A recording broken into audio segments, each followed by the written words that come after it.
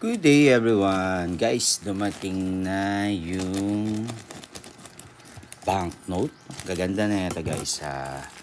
Uncirculated po. Uncirculated po ito. No? I'm sure ako. Galing sa kaibigan natin from Quezon Province. Ayan, kabayan. Maraming salamat po. No? Maraming salamat talaga. Legit na to brother. Na seller. Isa sa mga sikat na seller sa Pilipinas. Opo, no? Ayan. Buksan na natin guys. Ganda ng packaging niya guys. Ganda. Diba? Kaya sigurado maiingatan yung item guys. Yahoo!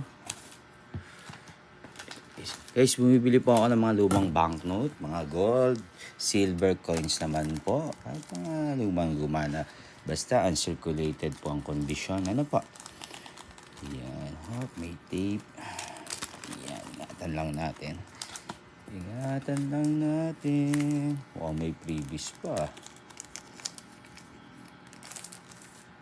So guys, 1,100 pesos na 100 pesos uncirculated.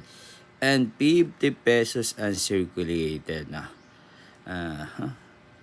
Kagandahan nito. Meron siyang sleeve. Ayan. Iyan po. Pwedeng pag-grade to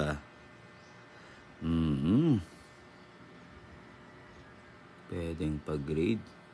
Ayan guys mukhang papagrade ko to. Then meron tayong ano to? May previous ba to? Then meron tayong 100 pesos and 20 pesos na 60 years. Ayan, 60 years na siya, no?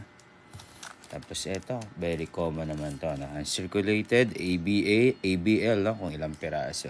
Ayun guys, ako po ang inyong kaibigan na bumibili ng mga lumang pera, barya o papel. Basta maganda ang kondisyon, at least uncirculated, no? Thank you everyone and God bless po.